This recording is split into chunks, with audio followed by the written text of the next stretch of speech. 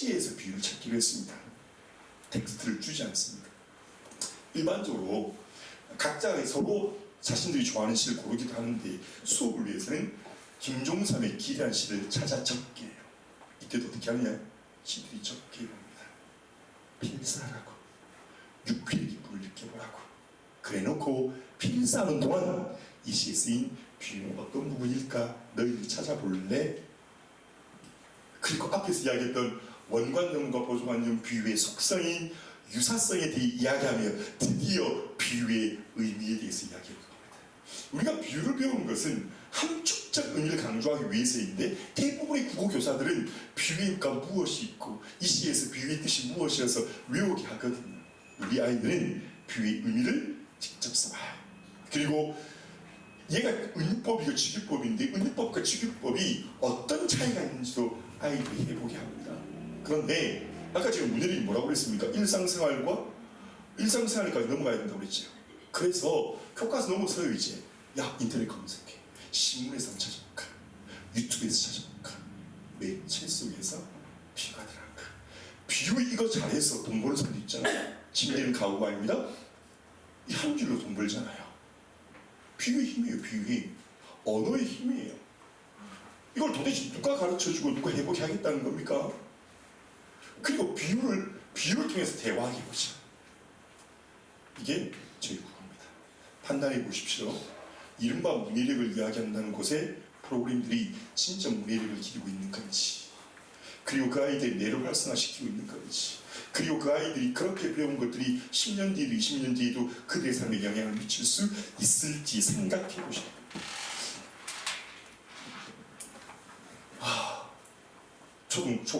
초등 국어 얘기 하나만 더 할게요. 아이들 전부 일어서게 해요. 일어서. 아이들이 지금 할아버지처럼 보일까요? 할아버지가 아이들 일어서. 훈장 정도로 갑시다. 일어서. 그리고 한 명 나오라고 해요. 네가 이 친구들 한번 그룹을 나눠봐. 다른 아이들은 얘를 넌 여기가 넌 여기야 넌 여기 이 학년 실수거든요. 여기 학생 그래놓고 이 그룹을 나눈 아이는 이걸 올라가게 하고 나머지 애들이 물어봐요. 나 이 친구 왜 이렇게 나눴을까? 그럼 저마다 이야기해요. 쟤는 치마 입은 애들만 있어요. 쟤는 바지 입은 애들만 있어요. 쟤는 양말 안 신고 와서 이렇게 이야기해요. 지금 제가 뭐 하고 있는 거예요? 분류를 가르치는 거예요. 분류가 무엇인지 중학교 교과서, 고등학교 교과서 있는 걸 아니 아까 어머니 그러셨죠. 강의를 들으면 내 활성화 안 된다니까요. 듣고 있으면 내가 활성화 안 된다니까요. 실험하고 실습해야 된다고요. 다음 주 화요일날 과학실험 이야기 우리 할 거거든요. 실험하고 실습해야 돼요. 국어도 마찬가지예요. 영어도 마찬가지예요. 수학도 마찬가지예요. 그래서 요즘 수학학원들이 수업 안 하고 좀 더 뭡니까? 오게 하면 문제 풀게 하죠. 요즘 그런 학원이 많이 해서 우리 더 많아요.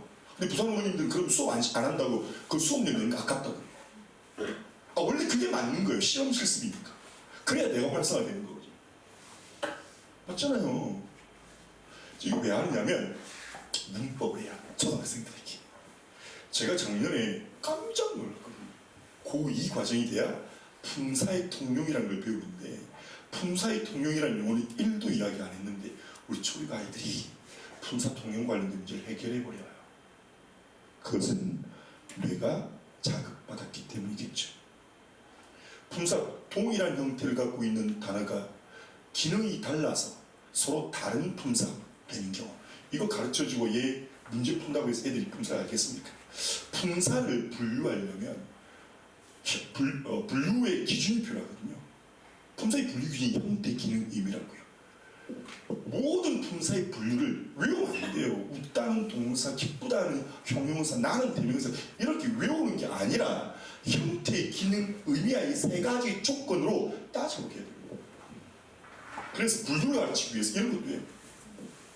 같은 사람이지만 다양한 집단에 속해 있는 사람을 알고 있다면 누구인지 어떤지 철저하게 품사는 기준 중요하다. 이거 가르치는 거예요. 그리고 우리 책에 품사의 뜻이 무엇인지 명사의 뜻이 무엇인지 이런 거 안 줘요. 그리고 다음 밑줄 친 낱말을 사용하여 새로운 낱말을 만들어보죠. 문장을 만들어보죠. 새 문장 속에서 이 낱말의 특징을 찾아 정리해보죠. 뭐 하게 하는 겁니까? 실험하고 실습하게 합니다. 물론 이 과정이 끝나고 나면 제가 뭐 할까요? 개념 설명해줘요. 아까 에릭 오마르 교수의 그래프 중에서 제일 효과 있었던 게 뭐냐면 실험하고 숙제하는 거. 숙제하고 공부하는 거. 개념 정리해 주겠죠, 나중엔.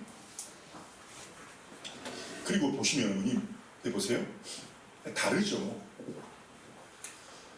이호석의 메밀꽃필 무렵이에요. 이 메밀꽃필 무렵의 텍스트를 읽게 합니다. 읽고요. 이렇게 이야기하죠. 야, 윗글에서 이름을 나타낸 품사를 5개 찾아라. 그것을 구체적인 대상과 추상적 대상으로 나타내가. 명사 찾아서 보통 명사와 추상명사 구별하라는 거. 이렇게 공부합니다. 이걸 4개월 동안 할 거예요. 이 4개월 동안의 목적은 무엇이냐면 무슨 중학교 교과서 텍스트를 한 번 다 봐주겠어요. 그런 게 아니고요.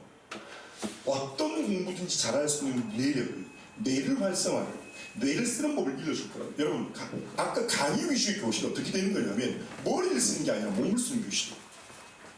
엉덩이로 의자에 앉아있는 척추를 꼿꼿하게 세워서 선생님을 바라보니 눈과 귀만 있으면 되고 머리를 안 쓰잖아요. 이 수업은 머리를 쓰게 하기 때문이에요.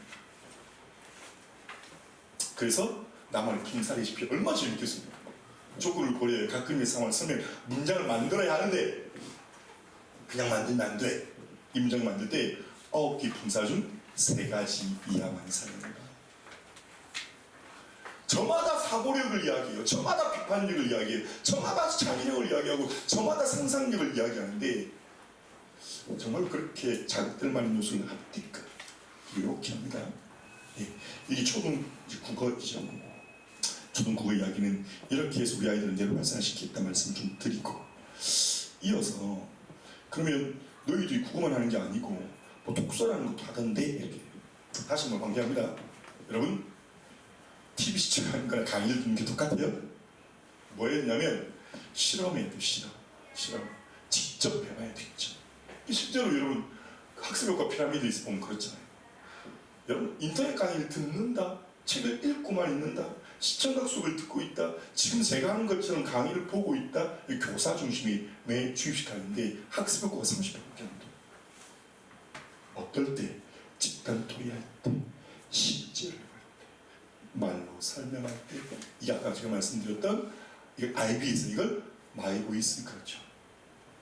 네 목소리로 이야기해라. 카는 치어도 이 독서 활동은 4가지 활동으로 구성되어 있어요. 첫째, 교과서 학습 활동입니다. 일주일 동안 교과서 학습 활동입니다. 어떤 책을 읽고 교과서에서 정보를 사실적으로 이해했느냐, 교과서에서 묻는 수준의 정보를 물어요. 우선. 그러니까 독서 활동이 있고 교과 지식을 습득할 수 있는 기회를 만들어주고요. 그런 활동들을 수행평가에 활동을 합니다. 수행평가 지금 40% 정도 되죠. 우리나라 교육평가 지원 포털에서 만든 수행평가 문항 자료집이 정말 좋거든요. 그 내용을 기반으로 해서 독서활동 워크북을 만들고요. 아이비입니다. 초등 아이비를 PYP를 그래요. 이 PYP의 초학문적 주제 6개의 주제와 관련된 발문을 만들고 집단 도의하고 동료 지침하게 하고 나의 목소리를 내보게 합니다. 그리고 NIE, 독서를 하는 이유는 내가 살고 있는 세계에 대한 이해를 위해서죠. 그래서 이 책과 관련된 실제 역사적 사건, 지금 우리 주변에서 일어나고 있는 현실들을 살펴보게 합니다. 이게 아이비. 안 보이는데 아이비에서 묻는 게 이런 거예요. 초학문적 주제가 우리는 누구인가? 우리가 속한 시간과 공간은 어떤 것인가? 우리 자신을 표현하는 방법은 무엇인가? 세계가 돌아가는 방식은 어떤 것인가? 우리가 자신을 조직하는 방법은 무엇인가? 우리가 사는 지구는 어떠한가? 이거 우리가 사는 지구 생태나 사회적 문제이겠죠. 이게 여러분 브레인스토밍 같은 아이비가 진행된 그 시간표예요. 교과서 없어요. 교과서 없어요. 오로지 이 초학문적 주제 6개 질문을 가지고 하는데, 그럼 너희들의 독서 활동이 이걸 어떻게 실현하는가? 제가 샘플을 좀 보여드리겠습니다. 간단하게 보여드릴게요. 이게 학습 활동형 독서 활동입니다. 저희가 독서 활동이 4개의 챕터로 이루어진다고 그랬잖아요. 그러면 어떤 텍스트를 읽고 시를 읽고 나면 중심 내용 정리해 보는 거예요. 그러니까 국어 교과 수업이랑 연동되죠. 두 번째로 이 작품의 형식이 작품의 내용과 어떤 관련성을 지닌지 알아봐라. 시의 감성이 제일 중요한 게 시적 상황이거든요. 그리고 아까 까마귀와 비와 상징과 관련된 의미거든요. 그걸 해보는 거예요. 그 다음에 형식적 교육에서 운율은 어떤, 그러니까 텍스트와 관련된 교과 지식, 사실적 정보 이런 것들을 체크할 수 있도록 만들어져 있고요. 그 다음에 최근에 이제 소수인 문제라든가 고난도 문제들은 해당 텍스트를 다른 텍스트랑 연결시키는 거예요. 숙명이죠, 숙명. 수능에서 묻는 질문들이 이미 교과서에서 나와 있어서 교과서 본문에 있는 작품을 다른 작품과 연관시켜서 주제와의 관련성을 따져보는 겁니다. 우리나라 교과서 정말 좋거든요. 어디가 제일 좋냐면 학습활동이 제일 좋아요. 그래서 저희 독서활동에 이 같은 학습활동의 컨셉을 넣어두었다 이겁니다. 소설용 인물 분석하기 하고 그 다음에 시점 문제 딱 교과서에서 보는 거죠. 이런 활동 추가되진 않아요. 그러나 이 같은 활동도 한다. 다른 텍스트와의 연계입니다. 두 번째가 수행평가의 활동이에요. 지금 현재로서는 지필평가가 60이고 수행평가 40입니다. 수행평가 1.2점이 예를 들어 어떤 학교들은 1등급이 97.3이고 2등급이 97.4거든요. 0.1점짜리 등급이 갈려졌어요. 여러 아이들은 거기서 좀 벗어나겠죠. 학점제에서는 상대평가 안 하니까. 어떻게 하냐면 시를 이런 시를 읽게 합니다. 이 시는 백석의 남신유지 동박씨 동방이에요. 고등학교 2학년이나 1학년 교과서 텍스트인 작품입니다. 자, 어떻게 감상하게 하느냐, 어떻게 이해하게 하느냐, 이걸 읽고요. 이렇게 합니다. 이 시를 5글자 톡으로 활동하게 합니다. 이 시를 처음 읽고 난 느낌을 모든 분들이 토의하고 5글자로 표현해요. 비유적 표현을 해보게 하는 거죠. 저희 독서활동은 국어교과랑 매우 긴밀하게 연결이 되어 있습니다. 위에서 작성한 5가지 의미가 무엇인지 동료 지칭하는 거죠. 교수자가 개입할 요소는 최소화합니다. 그리고 난 뒤에 시적 화제의 정서가 이제 시적 요소에 해당되는 거죠. 시에서 감상에서 필요한 거. 감상의 영역입니다. 1차 모든 게 토의 결과, 2차 모든 이렇게 하죠. 그리고 난 뒤에는 시적 상황 그림도 그려보게. 4개의 컷으로. 이 시는 서사적이고 별로의 그림들이 다 나와요. 아이들의 상상력과 창의력이 얼마나 대단한지도 알죠. 그리고 난 뒤에 뭐예요? 반드시 나죠. 모든 상호평가. 왜 하는지 아시겠죠? 동료평가, 동료 지칭의 순간이 아이들 가장 성장하게 하기 때문입니다. 그리고 난 뒤에 소설을 쓰게 합니다. 장편 소설 쓰기예요. 장편 소설의 장자가 길장자를 쓰면 긴 소설이지만 손바닥 장자를 쓰면 꽁트이거든요. 시를 꽁트로 바꾸는 겁니다. 이게 왜 하냐고요? 특정 매체를 다른 매체로 바꾸는 능력, 이게 문해력이거든요. 이게 학교에서 진행되는 창조활동으로 굉장히 많이 일어나고 있거든요. 그리고 난 뒤에 사건 갈등 상황 구성하게 하고 이렇게 합니다. 이게 저희 독서활동입니다. 세 번째가 이제 알비언 활동입니다. 아까 말했던 6가지의 총학적 주제를 융합합니다. 저희 아이들은 왜 융합 교과서를 훈련하지 않은 아이들보다는 잘할 수 있는지 좀 보여드릴게요. 지상의 숟가락 하나를 소설을 읽고 나면 맨 먼저 하는 일은 제주 사상 관련된 역사적 사건 동영상입니다. 아까 블렌디드 러닝에서 그랬죠. 배워야 될 걸 보고 오거나 와서 봅니다. 선생님 말할 필요 없어요. 그리고 난 다음에 강의를 통해서 내가 새로 알게 된 사실, 느낌을 적게 하죠. 소설을 역사적 지식과 역사적 사건과 연결시켜 보는 겁니다. 융합했죠. 이건 융합 정도가 아니라 그냥 혼합 정도, 복합 정도로 합시다. 다음에 이 소설이 성장 소설이어서 주인공이 신체적, 정신적, 정서적 변화를 나타내는데 그 정서적 변화를 과학적으로 이야기한 글이에요. 사춘기의 뇌라는 책을 나오고 지식백과에 나오고. 그러니까 소설을 문학을 무엇과 연결시켰어요? 과학이랑 연결시켰죠. 그래서 이 작품 속에 등장하는 인물의 성격 변화를 위에 나와 있는 과학 지문의 내용으로 설명해 보세요입니다. 융합되기 시작하죠. 그냥 소설 읽고 인물에 대해서 네 생각을 말해봐, 느낌을 말해봐가 아니라 다른 텍스트랑 연결해서 예술 영역인 문학을 과학과 연결해서 이야기가 이렇게 하는 거예요. 같은 작품을 하는 겁니다. 계속 한 책이에요. 방언의 개념과 유형에 대해서 배웁니다. 텍스트를 읽게 하죠. 왜냐하면 이 소설이 제주를 배경으로 했거든요. 그래서 동이라는 의미가 어디 가세요? 어디 갔습니까? 어디 갑니까? 어디 갑니까? 다 다른 것. 이걸 배우는데 제가 그랬잖아요. 교수자의 개입을 최소화한다. 이 소설에서 사투리를 썼을 때 어떤 효과가 있는다? 보통 구교수자들은 사실과 현장과 인물의 캐릭터 소박한 이런 거 가르치거든요. 저는 그런 거 안 해요. 안 해도 알아요. 어떻게 하느냐? 박모울의 시 만수의 충문이라는 경상도 사투리를 쓰여진 이 시를 표준으로 바꿔서 써봐. 그리고 비교해봐. 아까 비적 표현을 썼을 때 일상적인 대화를 했을 때와 그렇지 않은데 비교했다는 것처럼 이렇게 하면 스스로가 사투리 효과를 알게 되는 거죠. 암묵하게 하잖아요. 처음에 힘들어하겠죠. 왜? 지금까지 숟가락 떠먹여줬던 공부했으니까. 제목이 지상의 숟가락 하나예요. 그럼 숟가락이라는 소재의 상징적 의미는 분명히 시험이 나올 거거든요. 그래서 우리는 이 숟가락의 상징적 의미를 이렇게 한 걸 스스로 파악하게 됩니다. SNS에 나오는 흑수저 빙고 게임이에요. 요즘이랑 안 맞아요. 화장실에 물 받는 대화가 있어. 우리는 그랬잖아요. 연립주택에 살고 있다. 뭐 이런 거. 그래서 아이들이 본인들이 얼마나 윤택하게 살고 있는 걸 좀 알게 되고요.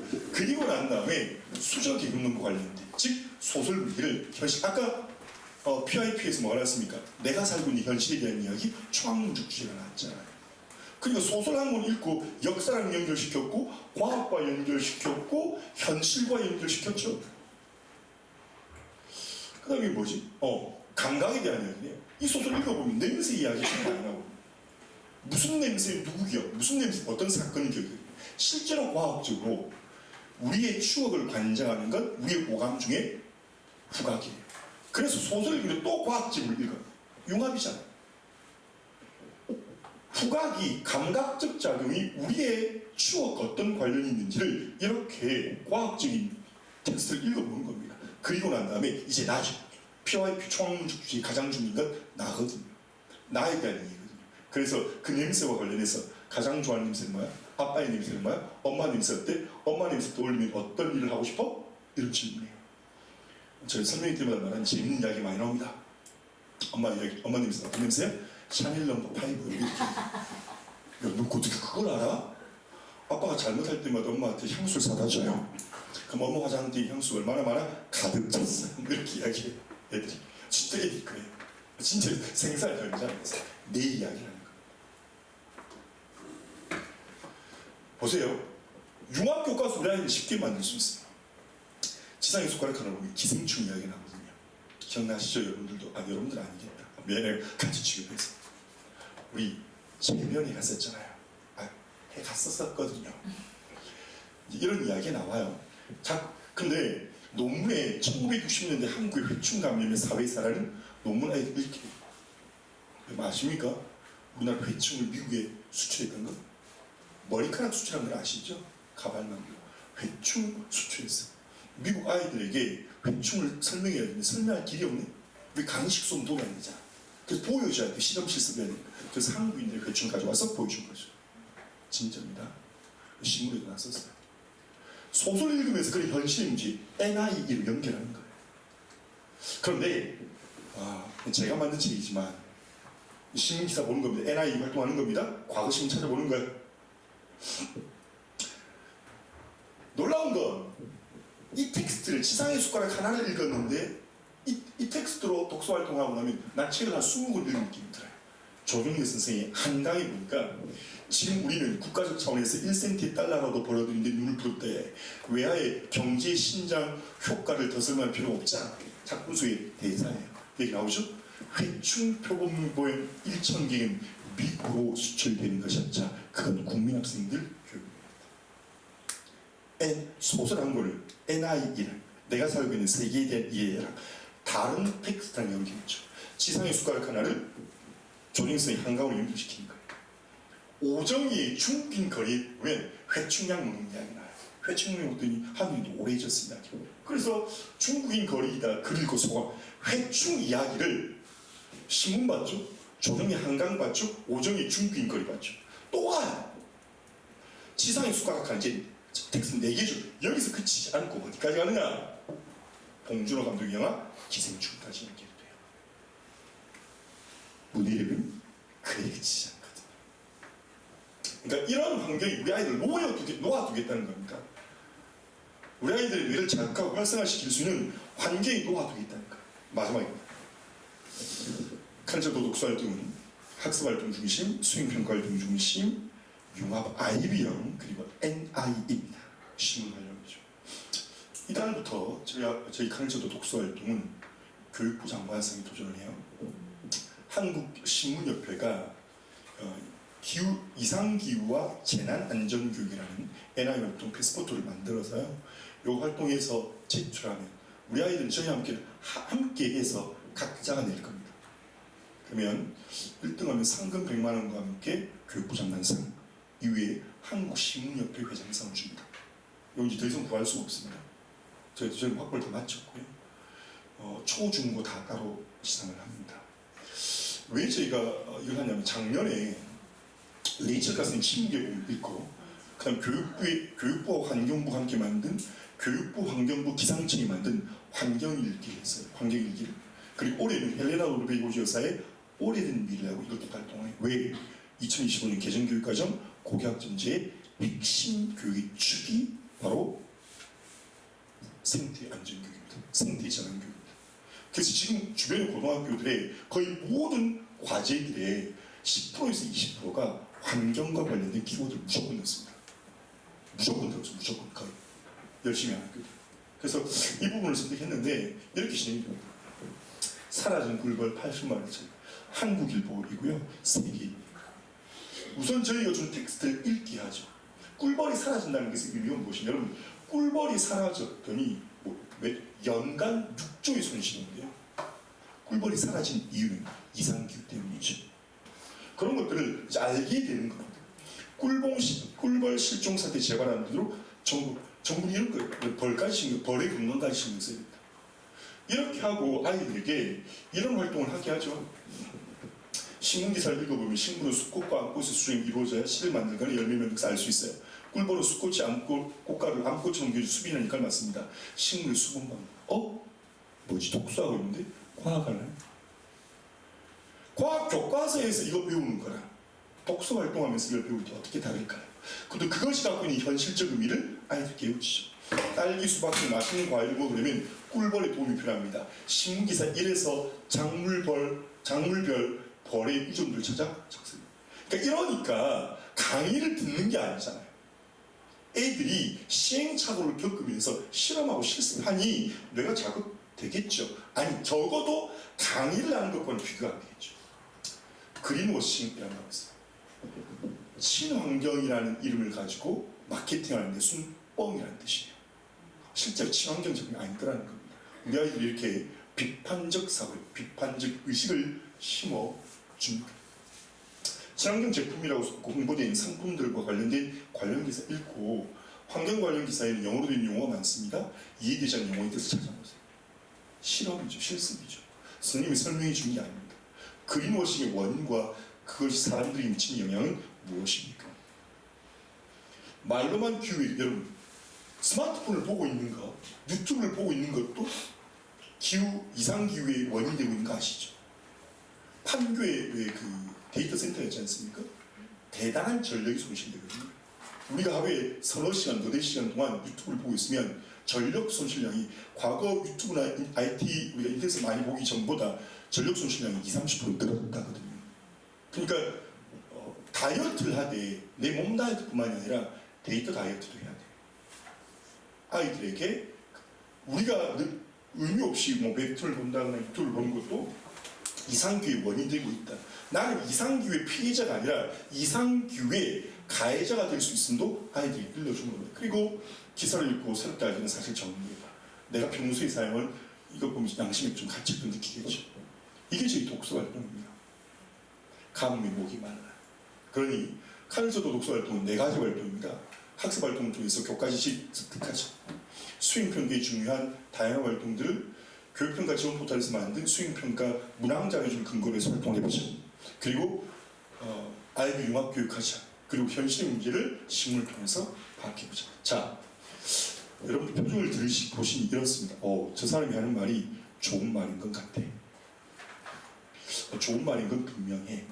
그런데 저게 실제로 구현이 될까? 혹은 우리 아이들이 도움이 될까? 이런 생각이 드시겠죠. 다시 한번 이 표를 한번 보십시오. 강의는 TV 시청하는 것과 똑같습니다. 저희하고는 국어 수업도 이렇게 하나요. 국어 수업도 독서 수업처럼 합니다. 중학교 수업.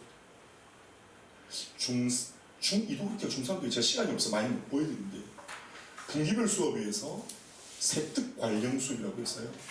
제가 늘 보고해드리는데 아이들 발표한 거 제가 다 일일이 피드백해서 봅니다. 발표제 태도, 발표 역량, 혹은 질의응답 태도 이런 것들까지 A4 한 장 정도 드려요. 왜? 마이 보이스가 중요하고. 근데 내 목소리를 내려면 이전에 이런 단계들이 돼야 돼요. 듣기하고 읽기 하는 것만으로는 아이들이 마이 보이스를 가질 수가 없기 때문입니다.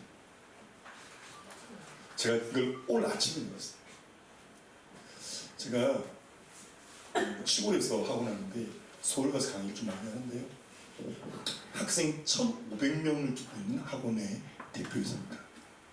저한테 어제 형님 건강하게 잘 지내시오. 징그러 죽겠어요. 52살인데 이런 문자를 급히 연락드린 것은 제가 공부를 좀 하고 있는데 탐구보고서 샘플 자료를 구할 수 있을까요? 실질사이라고 했죠.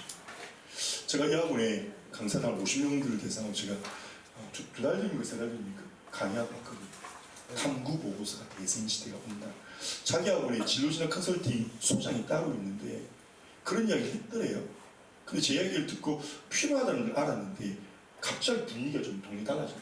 그래서 제가 우리 아이들 그 일부 좀 보여줄까? 제가 그것도 여러분 보여줄 수 있어요. 우리 아이들 얼마나 잘 쓰는지.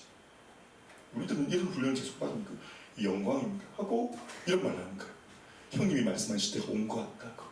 이제 서울의 원장들도 이거 하기 시작했다. 그래서 정말 7, 8월달 특강으로 바쁠 텐데 자기 학원에 와서 강사들 대상으로 한 번 더 교육을 해달라고. 저희 학원 학생이 훨씬 더 많은데. 제가 그때 강연 갔더니 제 숙소를 잡아줬는데 저 혼자 자는데 50평짜리 잡아주더라고요. 송도에.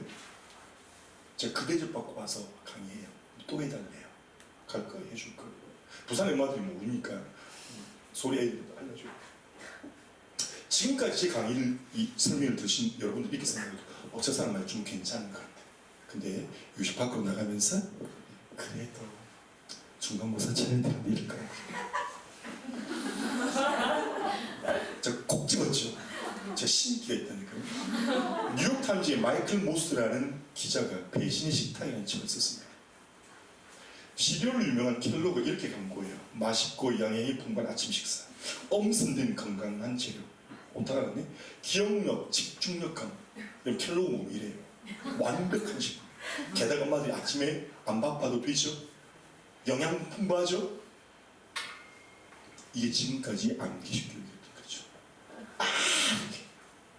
별 노력하지 않고 쉽게 우리는 할 수 있었습니다.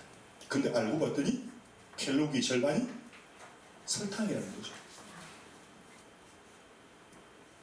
우리 아이들의 몸을 우리가 해쳤던 거예요. 여러분이 지금까지 주도해왔던 그런 암죽식 교육, 지금 당장 눈앞에서 유행해 보입니다. 빨라 보이고 쉬워 보이거든요. 더불어 모건 스필록이라는 영화 감독이 슈퍼사이즈미라는 영화를 만들었어요. 한 달 동안 삼시세끼를 전부 다 맥도날드 햄버거를 먹는 겁니다. 그때 어떤 일이 벌어졌을까요? 우선 돼지가 됐겠죠. 그런데 돼지가 된 것뿐만이 아니라 여러분 어떤 일이 발생했나? 호흡곤란이 일어나고 가슴 흉통을 느끼고요. 여러분 들어보실지 모르겠지만 맥도날드 먹고 나면 여러분 트림이 나오거나 방귀가 나오는 경우가 있어요. 콜라 때문이 아니라 이걸 맥트림 맥방귀라는 겁니다. 몸에 안 좋다는 거예요. 근데 맥도날드 뭐라고 이야기해요? 높은 영양 성분이 가득하다고 하죠. 맞아요. 막 야채도 들어가거든요. 건강해 보여요. 근데 이거 한 달 먹으면 사람이 죽을 수 있어요.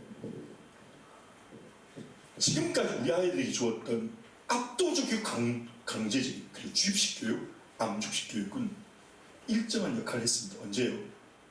산업화 시대에 대량 생산이 필요하던 시대였습니다. 우리 아이들은 인공지능과 함께 지내요.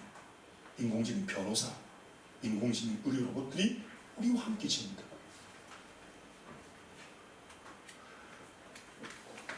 일단 허기만 없으면 됩니다. 빨리 하시면. 와, 일단 암기하고 보조가 크게 다르지 않습니다.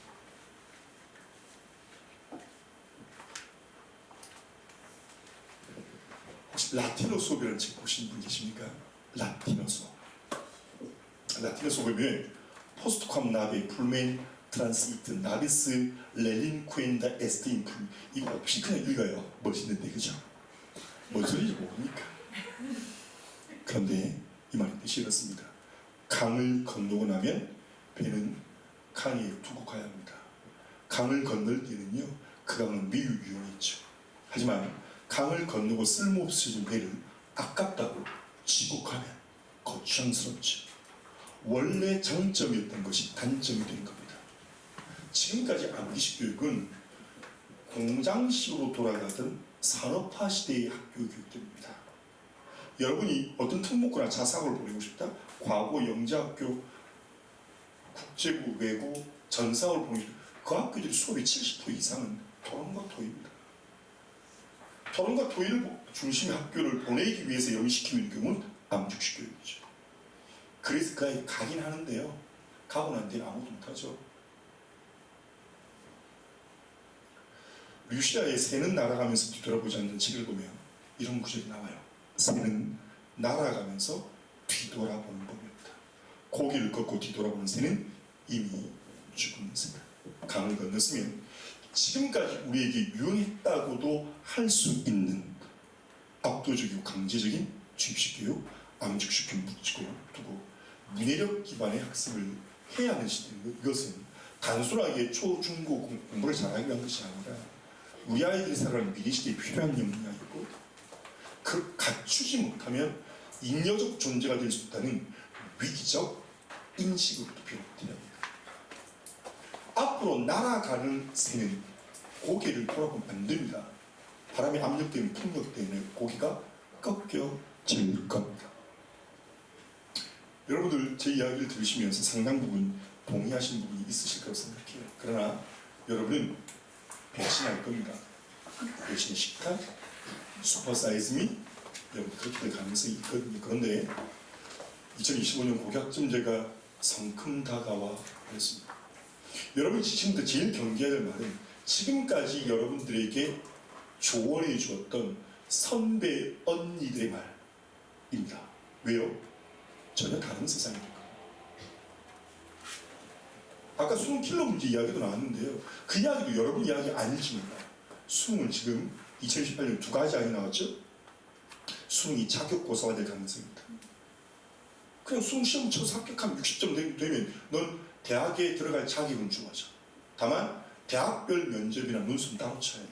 이렇게 되거나 수능에 선운수능 평가가 이제 도입이 되는 것이죠. 무엇이 필요한지를 좀 생각해 보셨으면 좋겠습니다. 초등학교 고급 국어 고급 졌죠? 여러분 고급 지지 않았나요? 네. 고급 졌죠? 그래서 초등학교 고급 국어 초고급 국어입니다. 일요일 오후 2시에 할 거고요. 제가 강의를 하기 때문에 수명 마감하겠습니다. 1년에 한 번만 저는 강의를 하고요. 작년으로 이 수업을 마치려고 했는데 올해까지 제가 한 번 더 하도록 하겠습니다. 마감되고 나면 추가 수업은 안 됩니다. 수업료 같은 이야기 잘 수업은 20만 원이고요. 복수 수강했을 경우에 복수 20% 할인입니까? 카넬 체험을 했었을 때 10%입니다. 10% 할인. 저는 20% 하는데 우리 실무자가 10% 하라고 해서 10% 하겠습니다. 카넬 체험과 독서는 초5, 6은 금요일 5시 50분과 토요일 10시 30분이 있고요. 중등 독서 활동은 토요일 1시간 타임 있습니다. 이외에 저희 초, 중고, 국영수 과목 다 있고요. 특목고 및 고교학점제에서 특작이 조금 힘들칠 것 같아요. 당분간 한 2, 3년 정도 전공합니다. 그래서 이번 달 말에 올해 이제 대입 도입할 아이들을 위해서 특목고 자소 설명할 겁니다. 저는 자기소개서랑 면접 대비합니다. 저희가 다른 강의도 그렇지만 자기소개서와 면접 강의도 다릅니다. 보통 면접 강의를 케이스 바이 케이스로 이야기합니다. 어떤 질문에 대한 대답하는 방법을 일러주는데요. 저는 그렇지 않고요. 아이가 내 목소리, 내 관점으로 어떤 질문, 내 키워드를 3개만 가지면 이 3개의 키워드는 자기소개서에 모두 들어가고 그 3개의 키워드로 모든 질문에 대답하는 방법을 알려줍니다. 그래서 그거 할 거고요. 올해 말에 특목고 자소 발표가 할 겁니다. 12월 발표하고요. 저희 재원생 포함해서 모두 시험을 쳐야 됩니다. 지역 자사고나 지역의 특목고를 가는 친구들은 지금 기준은 예비 중1, 예비 중2는 중3 과정의 모의고사를 3월달 모의고사는 되겠죠. 2등급 이내 그리고 전국형 자사고를 목표로 하는 현중 1이들은 고1 모의고사로 2등급 이내 이걸 최소의 자격 요건을 보고 있습니다. 한 2, 3년 정도 갈 것 같아요. 이렇게 진행을 하도록 하겠습니다. 5분 남았습니다. 5분 남았고요. 지금 저희 팀님 제가 설명 다 하겠습니다. 네. 예, 혹시 우선 질문 있으시면 간단하게 제가 드렸던 질문이나 혹은 뭐 국어든 뭐 교육이든 입시든 관련해서 질문 주시면 관련해서 제가 답변을 좀 드리죠. 질문하지 않는 교실이거든요. 질문하는 법을 배우고 계시 않는 분들에서 아니 수강 신청서 같이 있습니까?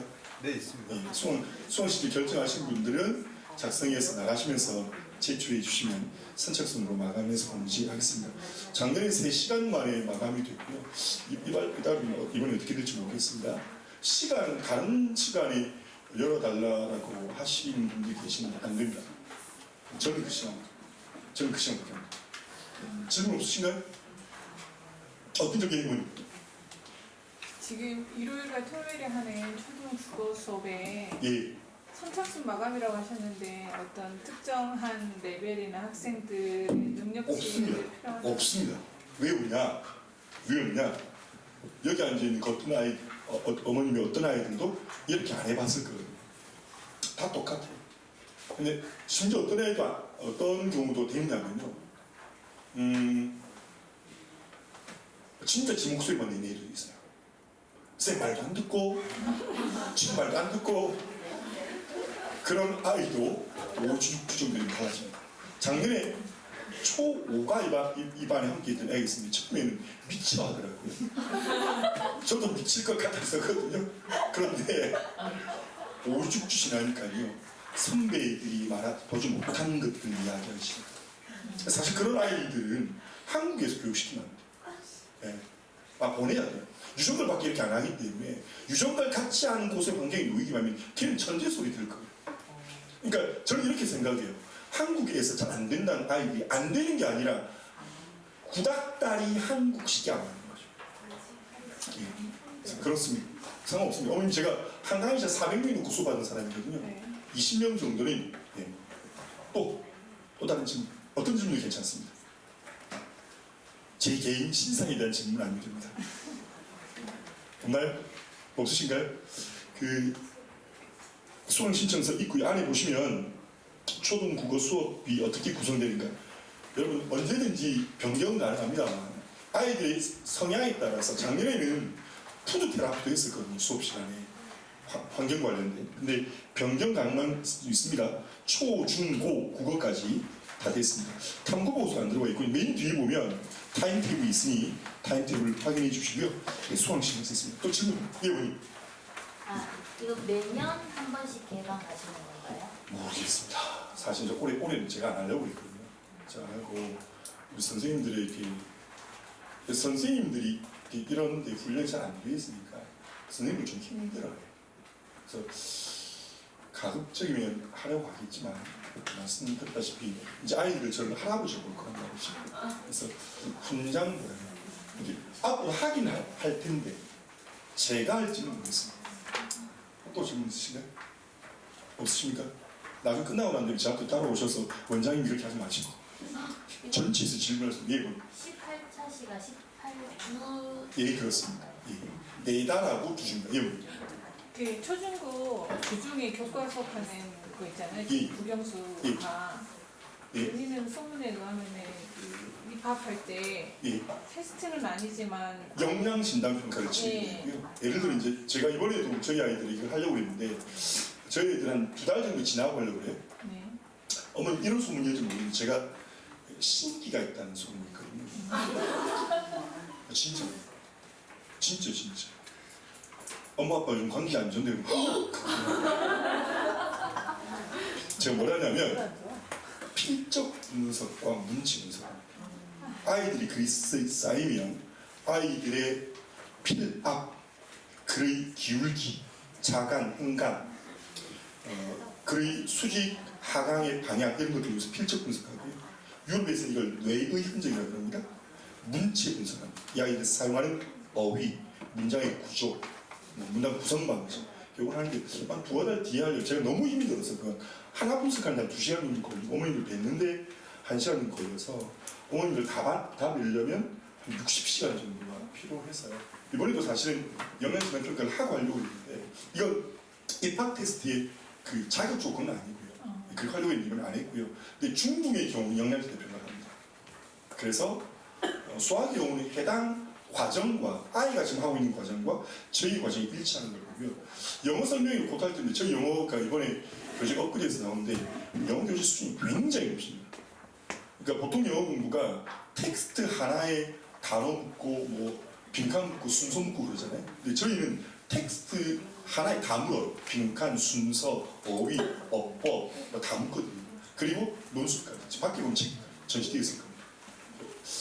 저희가 초반에 하다가 아이들이 너무 어렵다고 해서 묻어두었다가 다시 이제 우리 아이들 할 수 있겠다 싶어서 그 점을 연기했습니다. 곧 중등부의 경우는 상담 따로 하시고요. 연기 받으셔야 됩니다. 또 있나요? 예. 초등 초 5, 6과 나옵니다. 예, 독서도 그렇고요. 초 5, 6과 나옵니다. 초 3, 4 독서를 개강하실 거죠? 네. 예, 언제입니까? 빠르면 7월 요번. 어머님 오늘 감사 문자 드리면서 그 시간 네네. 안내해 주시기 바랍니다. 초 3, 4 개강할 겁니다. 원장님 직방인가요? 9월 초단 3. 할배랑 무슨 소리 시켜요? 할배랑 하지 마시고 우리 하중쌤이 지금 작년에 5학년 때 국어 수업 한번 들었는데 네, 우리 창현이 그거 어떻게 하는 게 좋겠습니까? 또 해도 상관없습니다. 아까 솔직히 말씀드리죠. 저를 미치게 내가 창현이 할거든요. 처음에는 찌도 좀 미치게 그랬어요. 집에서 미치게 했었죠. 아무 말 안 안 했었습니까? 엄청 재밌었다고. 아 그래요? 저를 미치게 그래 나중에 정말 잘할 거야. 창이 천재기가 있거든. 근데 다른 어른 선생님들은 얘가 그의 특별한 점으로 보는 시선들이 쌤들이 부족해요. 그래서 이 아이가 보통 아이들과 다른 걸 자꾸 이상하다 이러거든요. 특별한데. 저는 그래서 우리 아이들 고소 이렇게 또 보십시오. 당연히 들으셨는데 또 드시죠. 설명했는데 자기 아셨습니다. 우리 창현이 누나들 다 잘해요. 뭐 과거 다니고 그러거든요. 또 있습니까? 여기까지 할까요? 예, 개별적인 궁금한 게 있으시면 나중에 저희 학원에서 오시면 개별 상담해드리고요. 수강 시청 원하시는 분들 나가면서 준비했습니다. 또 한 번 제가 독서만 가지고 이야기 한번 할 거고요. 제가 집필한 책을 가지고 8월 15일 날 우리 영어 선생님과 함께 출판 기념 특강, 무료 특강을 한번 할 생각이 있습니다. 그때 뭐 아이들이 못 들으시더라도 어머니 아이들이 너무 어리면 초등학생 안 될 것 같고 중학생들은 함께 하는 시간을 갖겠습니다. 선생님 뭐 하실 말씀 있으시죠? 저 다음에 또 별기회를 만들도록 하겠습니다. 고맙습니다.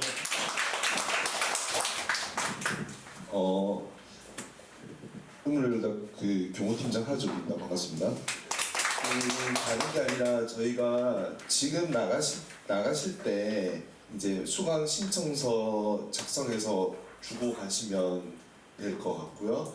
만약에 추가적인 상담을 원하시거나 하시면 이제 제가 개별적으로 어제 문자를 다 한 번씩 보내드렸거든요. 그쪽으로 이제 따로 개별적으로 상담을 신청해 주셔도 되고 아니면 오늘 마치고 좀 간단하게 여쭤보실 거 있으시면 여쭤보고 가셔도 되고요.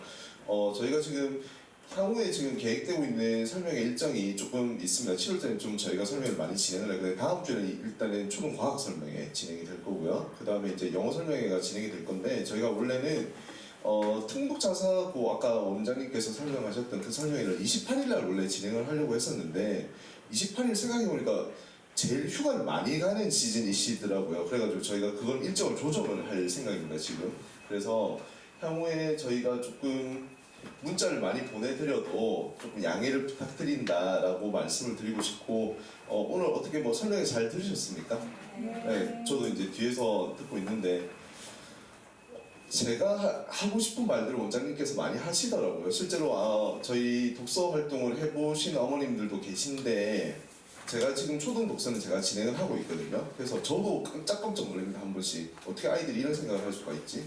저도 고3만 한 15년 정도 가르쳤던 사람인데 내가 안 가르쳐줘도 되겠나? 애들 과연 할 수 있겠나 생각을 정말 많이 했는데 실제로 제 생각보다는 한 300% 정도는 더 아이들이 잘 해내더라고요.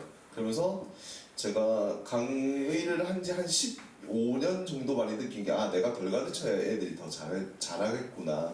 판을 잘 깔아줘야 되겠구나라는 생각을 하게 됐습니다. 그래서 초등국어, 초등독서 우리 아이들이 이제 함께하게 된다면 조금 더 역량적으로 발전할 수 있는 그런 수업을 만들어 드리겠다고 그거는 저희가 약속을 드릴게요. 그래서 오늘 설명회 여기에서 마치도록 하겠습니다. 네. 초삼 국어, 초3, 4 저학년 네네.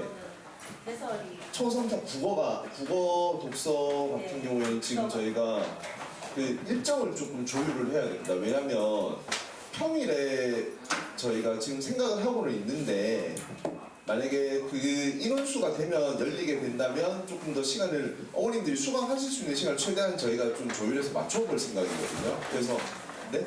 인원 몇시까지? 최소 인원 5명 있습니다. 이렇게 해서 저희가 지금 그거는 조금 유동성 있게 저희가 가져갈 생각이라서 최대한 어머님들이 많이 수강하실 수 있도록 해가지고 만약에 수강 신청을 초3사에서 주시면 따로 이제 연락을 드린 다음에 스케줄 조금 더 확장할 수 있는 방안으로 저희가 지금 짜고 있거든요. 지금 가상으로 짜는 시간표는 있습니다. 저희가 수요일 날